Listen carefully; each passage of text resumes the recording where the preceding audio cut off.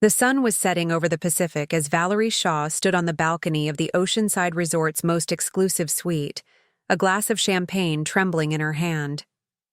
She hadn't planned to be here, wouldn't have been here if Maya hadn't sent her that photo. The image burned in her mind. Her husband, Ethan, lounging by the infinity pool with Lauren Nichols, his hand lingering on her bare shoulder, their laughter intimate in a way that made Valerie's stomach turn. Lauren's sleek black swimsuit, Ethan's wedding ring glinting in the resort spotlights. "Mrs. Shaw, your dinner reservation is in 15 minutes, the concierge called from the doorway. Valerie downed the champagne in one swallow. "Thank you. I'll be right down." She turned from the balcony, studying her reflection in the mirror, the black dress she'd bought specifically for this confrontation. Her auburn hair pulled into a perfect updo, makeup meticulous despite the 7-hour drive from Portland. She slipped the keycard into her clutch and took a deep breath. 48 hours ago, Ethan had kissed her goodbye at their front door. "It's just a boring finance conference in Seattle," he'd said, his overnight bag slung over his shoulder. "I'll call you every night." And now she was about to join him for dinner, at a luxury resort in California, with the woman from marketing he'd sworn was just a colleague. Happy anniversary. "Darling," she whispered to her reflection, before turning off the light. 6 months earlier. "Valerie, stop being paranoid. Lauren and I are working on the Henderson account together. That's it." Ethan's voice carried a note of exasperation as he chopped vegetables for dinner, the knife hitting the cutting board with rhythmic precision. Valerie sat at their kitchen island, scrolling through her husband's text messages, not because she'd been snooping, but because they'd popped up while she was using his phone to call the plumber after hers died. 3 texts from Lauren. "Miss our talks already. Dinner next week?" And, "You're the only one who gets it." "These don't sound like work texts, Ethan," Valerie said, pushing the phone across the marble countertop. Ethan set down his knife and wiped his hands on a dish towel. At 42, he was still handsome in that effortlessly confident way that had attracted her 12 years ago. Salt and pepper hair he never bothered to dye, laugh lines that deepened when he smiled, broad shoulders from his college swimming days. "Lauren's going through a divorce," he explained, his voice softening. "She's having a rough time. I've been giving her advice since I've been through it." It was true. Ethan had been divorced when Valerie met him, his first marriage a casualty of youth and incompatibility, he'd always said. Valerie had never worried about his ex-wife, a woman now remarried and living in Chicago with her doctor husband and 2 children. "You never mentioned you were close friends," Valerie said, trying to keep accusation from her tone. She'd worked hard to overcome the insecurity that plagued her first marriage. Her ex-husband's serial cheating had left scars, and she'd promised herself she wouldn't bring that baggage to her relationship with Ethan. "We weren't, until we started working together on this project." Ethan resumed chopping. "The Henderson account is huge, Val. If we land it, I'm practically guaranteed the partnership." He smiled at her, the smile that still made her heart skip. "Which means we can finally start looking at that lake house you've been dreaming about." Valerie nodded, pushing her suspicions aside. Ethan wasn't Ben. He wouldn't cheat. Not after how they'd met. Valerie at her lowest after discovering Ben's 3rd affair. Ethan, the sympathetic stranger at the hotel bar who'd listened without judgment, who'd shown her that trustworthy men existed.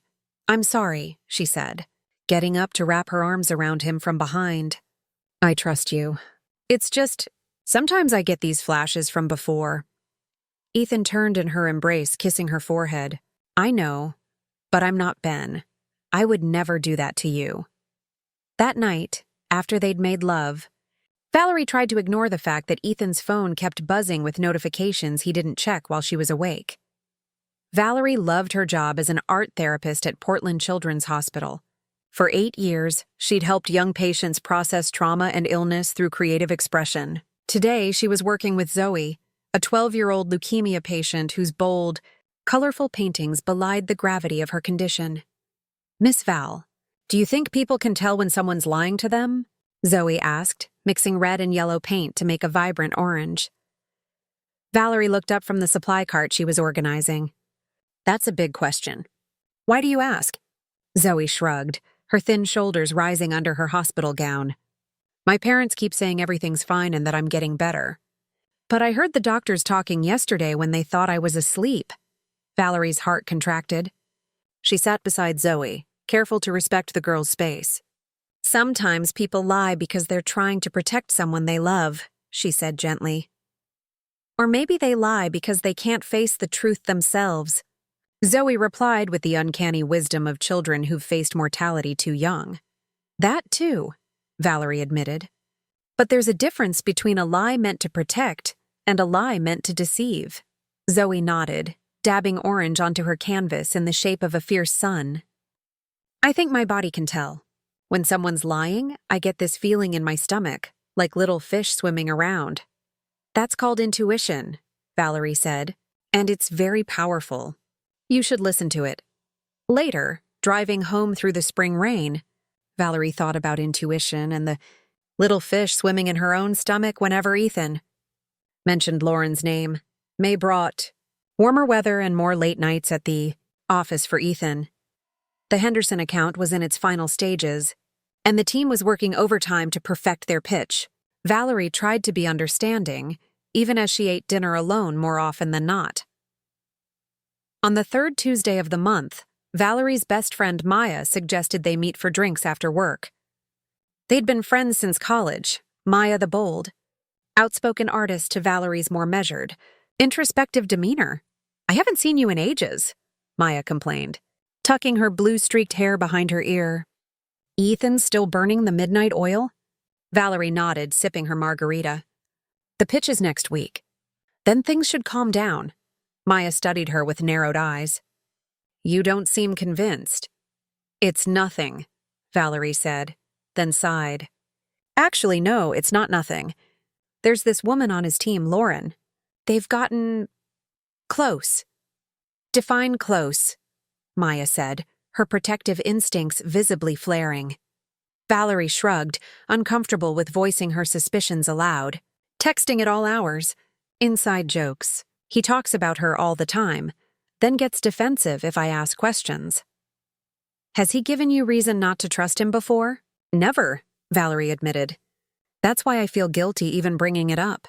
After what happened with Ben, I swore I wouldn't become the jealous, suspicious wife. Maya reached across the table, squeezing her hand. Honey, after what Ben put you through, you have every right to be cautious. But Ethan's not Ben. That's what he says too. Look, Maya said, it could be completely innocent. Work friendships can be intense, especially when people are under pressure. But if your gut is telling you something's off, don't ignore it. Valerie nodded, grateful for Maya's balanced perspective. I just need to make it through this pitch. Then we can focus on us again. Your anniversary is coming up, right? 10 years next month, Valerie confirmed. Then make plans, Maya suggested. Something special, just the two of you. Reconnect. Valerie brightened at the idea. You're right. We could use a getaway. That night, Ethan came home after midnight, smelling of whiskey, and wearing a weariness that made Valerie decide to wait until morning to suggest an anniversary trip. But morning brought only a hurried kiss goodbye and a reminder that he'd be late again. The idea sat untouched for 2 more weeks. When the Henderson account team finally landed the client, Valerie expected Ethan's schedule to return to normal. Instead, implementation meetings replaced pitch preparations and his absences continued. They love our strategy, Ethan explained over a rare shared breakfast. But now we have to execute. The next 3 months are critical, Valerie pushed her eggs around her plate. I was thinking about our anniversary next month, she said casually. What if we went away somewhere? Just the 2 of us? Ethan's hesitation was brief but noticeable. That sounds great, but I'm not sure I can get away. Henderson wants weekly in-person updates. It's our 10-year anniversary, Ethan. He reached for her hand. I know, and it's important. Let me see what I can do. Maybe we can squeeze in a weekend? It wasn't the enthusiastic response she'd hoped for, but it was something. Okay, I'll look at some options. That afternoon, Valerie was leaving a therapy session when she spotted Ethan across the hospital lobby. He hadn't mentioned he'd be near her workplace, and she started to call out to him when she noticed the woman beside him. Tall and elegant in a tailored suit, her blonde hair falling in sleek waves. Lauren. They were standing close, Ethan leaning down to hear something she was saying, both of them laughing. His hand rested at the small of her back, guiding her toward the exit, a gesture of intimate familiarity. Valerie ducked behind a pillar, heart racing, suddenly feeling like a spy in her own life. What were they doing at the hospital? Ethan had said he had meetings downtown all day. She watched them leave, then pulled out her phone to text him. "Hey, busy day? Just finishing up with patients." His response came quickly. Brutal. "Back-to-back meetings downtown. Won't be home until late." The lie landed like a slap. Valerie stared at her phone, the little fish in her stomach now a school of sharks. He was lying to her, brazenly and without hesitation. But why? What were he and Lauren doing at the hospital? She considered confronting him that night, but realized she didn't have a strategy. If she admitted to seeing them, he could claim it was an innocent meeting he'd forgotten to mention.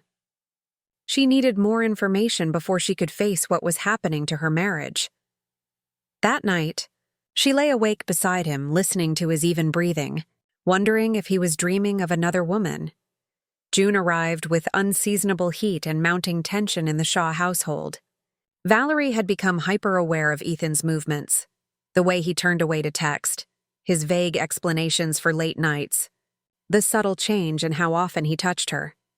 Their anniversary was 2 weeks away, and Ethan had finally agreed to a weekend at Cannon Beach, a modest compromise that still felt like a victory. Valerie threw herself into the preparations, hoping that time alone together would bridge the growing distance between them.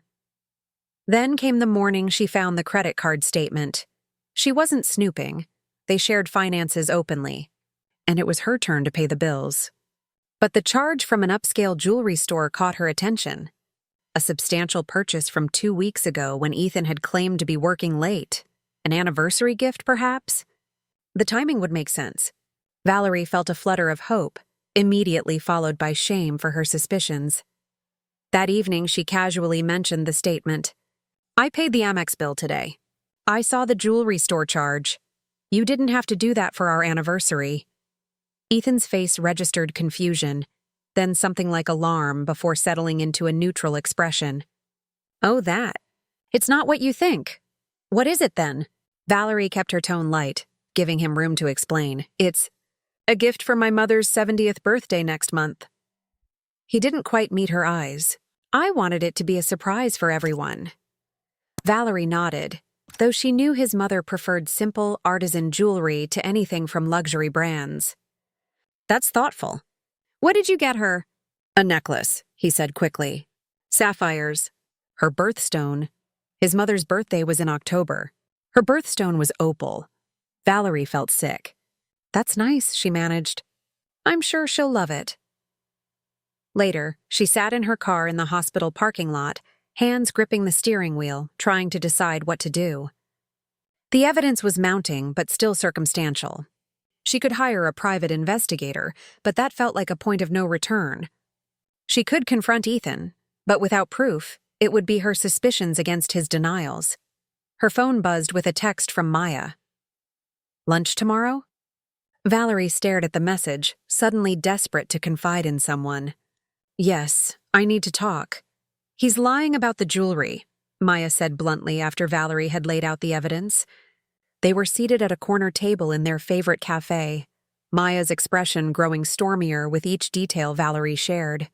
"I know," Valerie admitted. "But that doesn't prove he's having an affair." "Val, come on." Maya leaned forward. The late nights, the secretive texting, the lie about being downtown when you saw him with her, and now mysterious jewelry that's supposedly for his mother but with the wrong birthstone. "What more proof do you need?" Valerie pushed her salad around her plate. "I don't want to believe it." "I know you don't. No one does." Maya's voice softened. "But you've been through this before. Don't make the same mistake of ignoring the signs." With Ben, it was obvious. Valerie said. He was sloppy, almost wanted to get caught. Ethan is different. He's always been so steady, so honest. Which makes this harder to face, Maya acknowledged. But you need to trust your instincts. Valerie nodded slowly. Our anniversary trip is next weekend. I thought it might help us reconnect, but now I'm wondering if I should even go. Actually, Maya said carefully, I think you should go. It might be your best chance to get answers. What do you mean? If he's having an affair, he'll need to make arrangements while he's away with you. He'll contact her somehow. The thought of deliberately setting a trap for her husband made Valerie's chest tighten. But Maya wasn't wrong. I hate this. I know. But wouldn't you rather know the truth? The truth. Valerie had built her life on honesty, in her therapy practice, in her relationships. The idea that her foundation might be built on lies was devastating. Yes, she finally said. I need to know. The week before their anniversary trip brought another surprise. Ethan announced over dinner that he needed to attend an emergency conference in Seattle. When? Valerie asked, already knowing the answer. This weekend. He at least had the grace to look apologetic. I'm sorry, Val. I know it's our anniversary, but the Henderson team needs to present to the board. It's mandatory. All weekend? She kept her voice steady, even as her suspicions crystallized into certainty. I fly out Thursday, back late Sunday.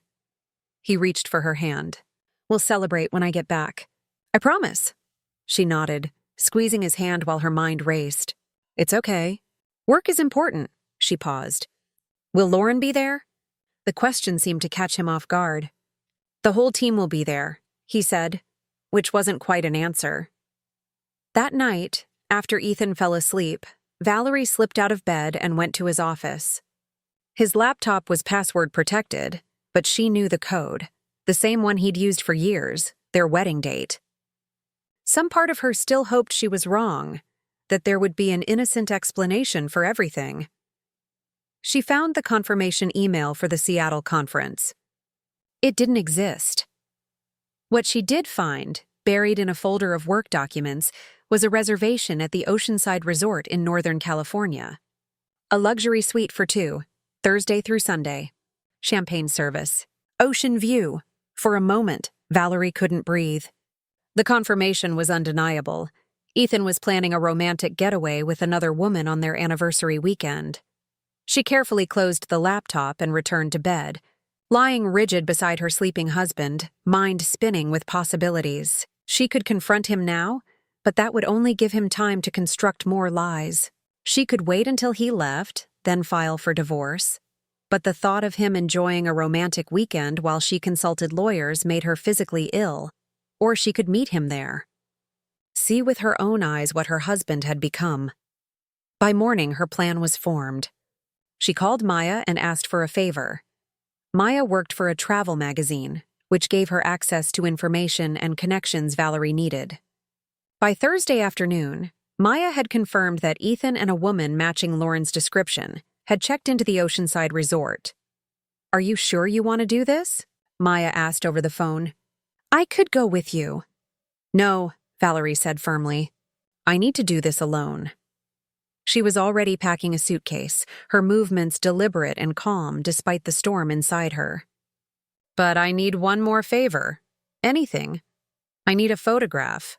Proof that they're there together. Maya hesitated. Val, please. I need to see it before I confront him. I need to know I'm not crazy. Okay, Maya relented. I have a photographer friend in the area. I'll make it happen. By Friday morning, Valerie was on the road to California, her anniversary gift for Ethan, a custom watch engraved with a private joke, left wrapped on their bed. 7 hours of driving with only her thoughts for company, rehearsing confrontations that always ended in tears. The photograph came through as she crossed the California border. Ethan and Lauren by the pool, his hand on her shoulder, their body language intimate and relaxed. Valerie had to pull over, suddenly unable to see through her tears. When she could breathe again, she called the resort and made her own reservation. A different name. A credit card Ethan didn't know about, and a dinner reservation at the resort's premier restaurant for Saturday night. their actual anniversary. Now, standing in her suite at the oceanside resort, Valerie felt strangely calm. The truth she'd been chasing for months was within reach. Whatever happened next, she wouldn't be living a lie anymore. She picked up her clutch and headed for the elevator, ready to face her husband. The maitre d' led Valerie through the restaurant, an elegant space of dark woods and ocean views, tables spaced for intimacy, soft lighting that flattered and concealed in equal measure. Her heart pounded as they approached a corner table where Ethan sat with his back to her, Lauren's laughter drifting through the ambient noise. Valerie had seen photos of Lauren Nichols, had glimpsed her from afar at company functions and that day in the hospital. But up close, the woman was even more striking. Honey blonde hair, green eyes that crinkled when she smiled, a natural elegance to her movements. She wore a simple red dress that looked anything but simple on her. Lauren saw Valerie first, her smile faltering in confusion. Ethan, noticing the change, turned to follow her gaze. The color drained from his face. "Val?" The maitre d', sensing the tension, quietly retreated. Valerie stood at the edge of the table, suddenly aware that she hadn't planned exactly what to say in this moment. 10 years of marriage, and words failed her. "Happy anniversary," she finally managed, her voice steadier than she felt. Ethan half rose from his seat, his expression cycling through shock, guilt, and something that might have been relief. "Valerie, I can explain. Mr. Shaw?" A server appeared with a bottle of champagne. "Your special order, sir." Ethan waved him away, but Valerie stopped him. "No, please." "Open it." She pulled out the empty chair between Ethan and Lauren. "I'd like to join my husband and his colleague. For a drink." Lauren looked to Ethan, who sank back into his seat, trapped. "Valerie, this isn't what it looks like?" Valerie finished for him, her smile tight as the server poured champagne into 3 flutes. "You're not at a business conference in Seattle? You haven't been lying to me for months? Please, Ethan, tell me what this isn't." Lauren cleared her throat. "I should go." "Please don't," Valerie said, her tone polite but unyielding. "I have questions for both of you." The server finished pouring and departed, leaving a vacuum of silence at the table. Ethan stared at his champagne, unable to meet Valerie's eyes. "How long?" Valerie asked quietly. Ethan's jaw worked. "It's complicated." "It's really not." "How long have you been sleeping with her?" Lauren flinched at the directness, but Valerie kept her gaze fixed on her husband. After 12 years together, she deserved at least this much honesty. 4 months, he finally said, his voice low. 4 months, since the Henderson project began. While Valerie had been planning their anniversary, wondering why her husband seemed distant, he'd been building a parallel life with another woman. "And the jewelry?" Valerie pressed. "Not for your mother, I assume." Ethan closed his eyes briefly. "No." Valerie turned to Lauren, who had the decency to look uncomfortable. "Are you in love with him?" Lauren's eyes widened at the direct question. It's a simple question," Valerie continued, her voice still calm despite the hurricane inside her. "Do you love my husband, or is this just an exciting diversion?" "That's enough," Ethan cut in, finding his voice at last. "This isn't Lauren's fault. It's mine." "Actually, it's both of yours," Valerie corrected him, "but I appreciate you accepting some responsibility. That's growth, at least." She picked up her champagne flute. "I'd like to propose a toast." Ethan and Lauren exchanged uneasy glances but reluctantly raised their glasses. "To honesty," Valerie said. "Something I thought we valued in our marriage." She took a sip, the champagne bitter on her tongue despite its quality. "Now, I have one more question, and I want you both to answer truthfully. What was your plan here? Where did you see this going?" The silence stretched between them, heavy with unspoken futures and discarded vows. "We haven't really discussed," Lauren began. "I was going to tell you after this weekend," Ethan interrupted. "I've been trying to find the right time," Valerie laughed, a sharp sound devoid of humor. "The right time to tell your wife of 10 years that you're having an affair? Please enlighten me." "When would that time be exactly?" Ethan ran a hand through his hair, a gesture so familiar it made Valerie's chest ache. "I didn't want to hurt you." Yet here we are. Valerie set down her glass with deliberate care. Do you love her? Ethan hesitated, glancing at Lauren, who watched him with an intensity that told Valerie everything she needed to know. They weren't just sleeping together, there were feelings involved. Deep ones. Yes, he finally admitted. I didn't plan for it to happen. The word hit Valerie like a physical blow, but she kept her composure. They never do, she said softly. She turned to Lauren. Did you know it was our anniversary this weekend? Lauren paled slightly. No. She didn't know. Ethan confirmed quickly. Did you know he was married? Lauren's gaze dropped to the table. Yes. Then I don't see how the date matters. Valerie pushed back her chair and stood. Enjoy your champagne. Enjoy your weekend. I hope it was worth it. She turned to leave, but Ethan caught her wrist. Val, wait. Please. Let's talk about this properly. She looked down at his hand on her skin, then back to his face. The face she'd woken up to for a decade. The face she'd trusted above all others. There's nothing left to say. There's everything left to say, he insisted, standing now. At least let me explain how it happened. You deserve that much. What I deserved was a husband who honored his vows, Valerie replied, pulling her wrist free. But since I didn't get that, I'll settle for dignity in this moment. She stepped back. Goodbye, Ethan. As she walked away, she heard Lauren ask in a hushed voice, Are you going after her? Valerie didn't wait to hear Ethan's response. She moved through the restaurant with measured steps, chin high, saving her tears for privacy. Only when the elevator doors closed did she allow herself to lean against the wall, breath coming in harsh gasps. 10 years of marriage, gone. Back in her suite, Valerie stood on the balcony watching the moon's reflection on the dark water, replaying the confrontation. She'd remained calm, almost too calm. The shock, perhaps, or the weeks of suspicion that had prepared her for this moment. A knock at the door pulled her from her thoughts. Ethan stood in the hallway, still in his dinner clothes, looking lost. How did you find me? She asked, not inviting him in. I asked at reception. Said I needed to speak with my wife. His voice was rough, as if he'd been arguing, or crying. We said everything we needed to say downstairs. No, we didn't. He took a step closer. You had your say. Now I need mine. Valerie considered shutting the door in his face, but found she wanted to hear what possible justification he could offer. She stepped aside, allowing him to enter. Where's Lauren? She asked as she closed the door. Ethan stood awkwardly in the center of the room.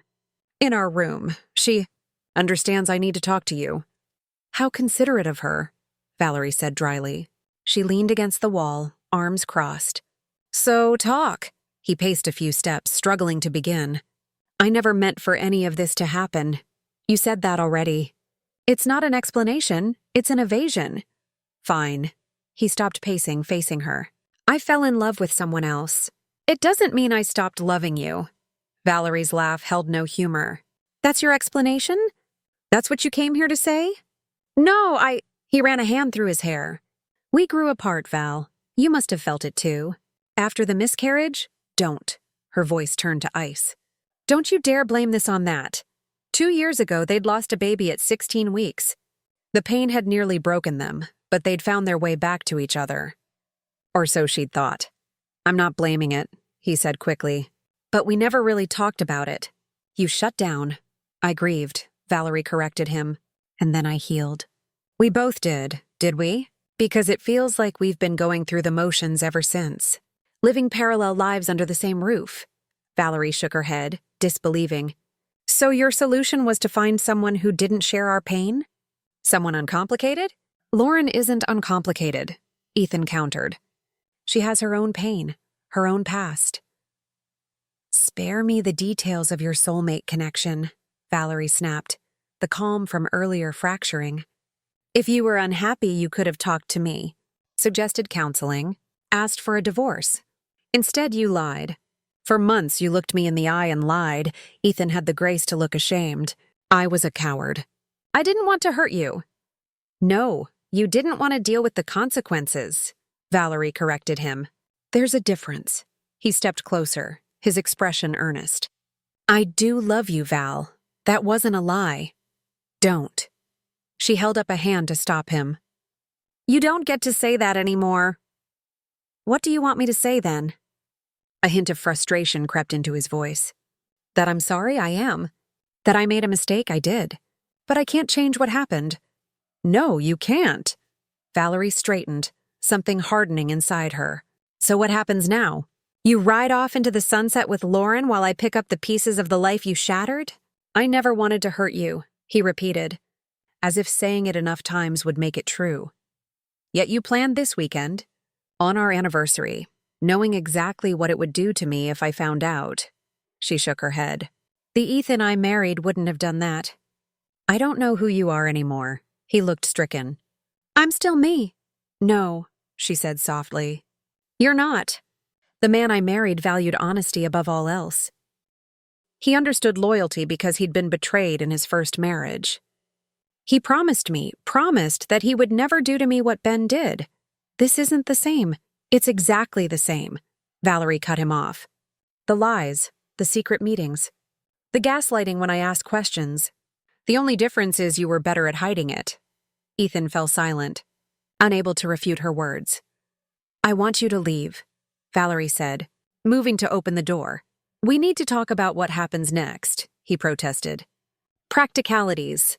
The house, our accounts. I'm sure your lawyer will contact mine. Valerie interrupted. Now please go. Ethan hesitated, then moved toward the door. He paused with his hand on the frame. I never wanted it to end like this. You should have thought of that 4 months ago, Valerie replied, and closed the door on her marriage. Valerie didn't sleep.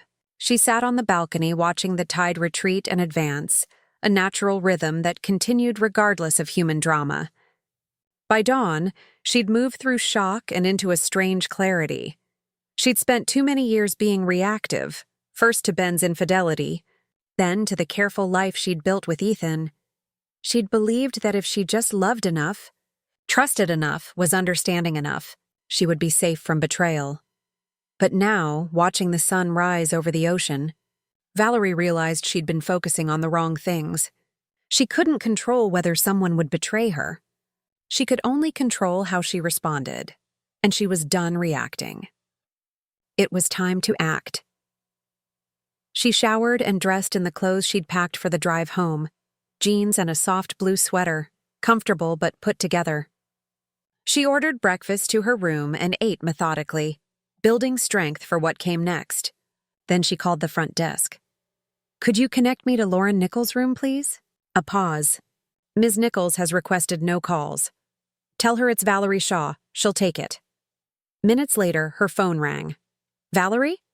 Lauren's voice was cautious. I'd like to meet with you, Valerie said, direct and businesslike. Alone. I don't think that's a good idea. Probably not, Valerie agreed. But I think you owe me 30 minutes of your time.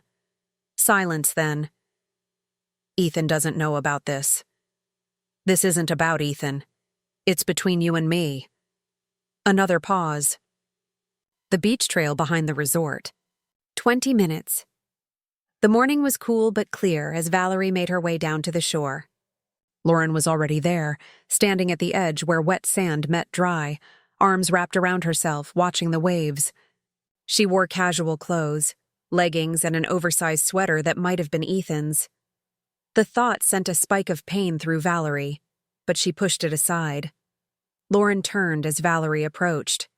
Up close, without the dimmed restaurant lighting, she looked younger and less certain, her makeup-free face betraying signs of a sleepless night. Thank you for coming, Valerie said. Stopping a few feet away, Lauren nodded, wary. I wasn't sure I would. They stood in awkward silence for a moment, two women connected by a man who had betrayed them both in different ways. Why did you want to meet? Lauren finally asked. Valerie looked out at the ocean. I realized I have questions only you can answer. I don't think... Did you know who I was before you got involved with my husband? Valerie's directness seemed to catch Lauren off guard. Yes, she admitted after a moment.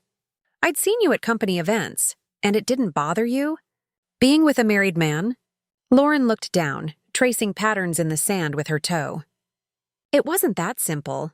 It never is, Valerie said. But I'd like to hear your version of complicated. Lauren met her gaze, something defiant in her green eyes. We didn't plan it. We were working late, talking about our lives. I told him about my divorce, how my ex-husband left me for his secretary after 15 years.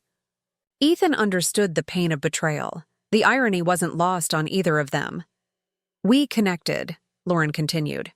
It was intellectual at first, then emotional. We tried to keep it professional, but sex is exciting when it's forbidden, Valerie finished for her. Lauren flinched. That's not fair. None of this is fair, Valerie pointed out. But I'm not here to judge you. I genuinely want to understand. Why? What's the point? Because for months I've been questioning my sanity, my intuition, my worth. I need to know if there were signs I missed, or if Ethan simply became someone I wouldn't have recognized if I'd met him today. Lauren seemed to consider this. He loves you, she said finally. He talks about you all the time. That should have been your first warning, Valerie said dryly. Men who truly love their wives don't sleep with other women. He said you'd grown apart. That you were more like roommates than partners. The words stung, but Valerie kept her expression neutral. And you believed him because it made what you were doing easier to justify. Lauren's cheeks flushed. It's a classic script, Lauren. The unhappy husband, the marriage that's already over in all but name. It absolves you of responsibility. Valerie shook her head. I'm not saying he lied to you. Maybe that's how he saw our marriage. But he never gave me the chance to fix what was broken. Lauren looked away. I'm sorry, are you? Valerie asked, not unkindly. Because last night, you were ready to continue your weekend with him, knowing what it was costing me. I told him to go after you, Lauren said quietly. When you left the restaurant, I told him he needed to make things right. Valerie hadn't expected that. Define right. I don't know, Lauren admitted. I just knew that what we were doing was wrong. Seeing you there, the look on your face, it made everything real in a way it hadn't been before. They walked a few steps in silence, parallel to the water's edge. What do you want from him? Valerie finally asked. Lauren looked startled by the question. What do you mean? Do you want him to leave me? To marry you? To have children with you? What's the end game here? We haven't really discussed. Then you should, Valerie interrupted. Because he's making promises to you that he's already broken to me. You deserve to know what you're getting. Lauren stopped walking, turning to face Valerie fully. Why are you doing this? Shouldn't you hate me? I did last night, Valerie admitted. But hatred is exhausting, and ultimately you're not the one who made vows to me. She looked Lauren in the eye. I'm doing this because 10 years from now, I don't want you standing where I am, talking to another woman about how Ethan betrayed you too. Lauren paled slightly. You think he would do this again? I never thought he would do it the first time, Valerie pointed out. But people who justify betrayal once can justify it again. They reached a rocky outcropping that marked the end of the resort's private beach. Valerie sat on a large flat stone, and after a moment's hesitation, Lauren joined her. He gave me a bracelet, Lauren said suddenly. For our 3-month anniversary, that's what the jewelry charge was. Valerie nodded, the confirmation of her suspicions both validating and painful. He marks relationships with jewelry. My first gift from him was a necklace. I didn't know that. Lauren touched her wrist, where a delicate silver chain was just visible beneath her sleeve. There's a lot you don't know, Valerie said. Just as there was a lot I didn't know. She turned to Lauren. I'm not here to win him back or to scare you off. I'm here because I need to make sense of what happened to my life. Lauren nodded slowly. I understand that. Good.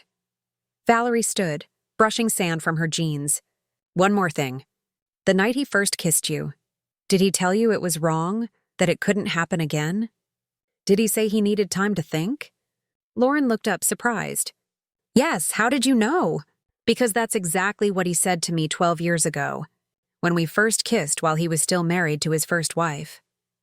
She left Lauren sitting on the rock, the tide coming in around her feet, and walked back to the resort without looking back. Ethan was waiting outside her room when she returned, pacing the hallway like a caged animal. He looked haggard, as if he hadn't slept either. "Where were you?" he demanded as she approached. "I've been calling. I left my phone in the room," Valerie said, unlocking her door. She left it open, a silent invitation he quickly accepted. "I was worried," he said, following her inside. "That's rich." She sat on the edge of the bed, suddenly tired. "What did you think I was doing? Throwing myself off the cliffs in despair? I don't know what to think anymore," he admitted, remaining standing. "This whole situation is a mess of your making," Valerie finished for him. "But you're right. It's time we talked about what happens next." He looked relieved, perhaps thinking she was ready to discuss reconciliation. "I've been thinking about that all night. So have I." Valerie met his gaze steadily. "I want a divorce," his expression fell. "Val, please. We can work through this. Couples do it all the time. Some couples do," she agreed. "But I've already been through this once with Ben, and I promised myself I would never do it again." "This is different." "No," she cut him off. "It's not. The details are different, but the betrayal is the same. You made choices, Ethan. Hundreds of them every day for months. Every text, every lie about working late, every time you touched her while still wearing my ring. Those were all choices." He sat heavily in the armchair across from her, his defense crumbling. "I know. I won't live like this," Valerie continued. "Wondering where you are, who you're with, whether you're lying. I deserve better." "I could end it with her," he offered, a desperate bargaining chip. "We could go to counseling," Valerie shook her head. "The problem isn't just Lauren. It's that I don't know who you are anymore. The man I married would never have done this." "People change," he said softly. "Yes, they do, and I've changed too. The woman you married wouldn't have had the strength to walk away." She stood, moving to the window. "But I do now." Ethan watched her, the reality of the situation finally sinking in. "I do love you, Val. That wasn't a lie." "Maybe not," she conceded. "But love without respect, without honesty, isn't enough for me anymore." She turned to face him. "I spoke with Lauren this morning." His head snapped up. "What? Why?" "Because I needed answers you couldn't give me." She crossed her arms. "Did you tell her that our marriage was essentially over? That we were just going through the motions?" Ethan's silence was confirmation enough. "That's what I thought," Valerie said. "It's a convenient narrative, isn't it? Justifies the affair, absolves you of guilt. But it wasn't true, Ethan. We had problems, yes, but nothing that couldn't have been fixed if you'd been honest about them." "I didn't know how to tell you I was unhappy," he admitted. "After everything with the baby, you seemed so fragile." Valerie's laugh was hollow. "So you protected me by betraying me? That's quite a mental pretzel." "I know it sounds ridiculous now." "It is ridiculous." Valerie shook her head. "But it doesn't matter anymore. What matters is what we do next." Ethan leaned forward, elbows on his knees. "What do you want?" "A clean break," Valerie said without hesitation. "I'll move out when we get back. Maya's offered me her guest room until I find a place. We'll sell the house, split the proceeds. My lawyer will contact yours about the rest." "Your lawyer," he repeated, the words final and heavy. "Yes." Valerie's voice softened slightly. "I'm not going to make this ugly, Ethan. I don't want revenge or punishment. I just want out." He nodded slowly, accepting the inevitable. "I never meant to hurt you." "I believe that," Valerie said. "But intent doesn't change the outcome." She moved to the door, opening it. "I'm checking out in an hour. I suggest you do the same." Ethan stood, moving toward the exit. He paused beside her. "For what it's worth, these past 12 years with you were the best of my life." Valerie met his gaze one last time. "They were good years, but they're over now." She closed the door behind him, leaning against it as the finality of her words settled over her. It was done. Not the way she had imagined their marriage would end, but perhaps the way it needed to. 6 months later. The gallery was crowded for a Thursday evening, the space humming with conversation and the clink of wine glasses. Valerie stood in the corner, watching as visitors moved from piece to piece, studying the artwork on display. 20 large canvases created by pediatric patients from Portland Children's Hospital. Quite a turnout, Maya said, appearing beside her with 2 glasses of champagne. She handed one to Valerie. The Healing Through Art program is officially a success. Valerie smiled, accepting the glass. Thanks to your connections. I still can't believe you got the Riverside Gallery to host us. Please. These pieces speak for themselves. Maya clinked her glass against Valerie's. To new beginnings. New beginnings. Valerie echoed, taking a sip. The past 6 months had been a blur of change and rebuilding. The divorce had been finalized with surprising efficiency. Ethan hadn't contested any of her requests, perhaps out of guilt, or perhaps because he was eager to move on with Lauren. They'd sold the house, divided their assets, and gone their separate ways with minimal drama.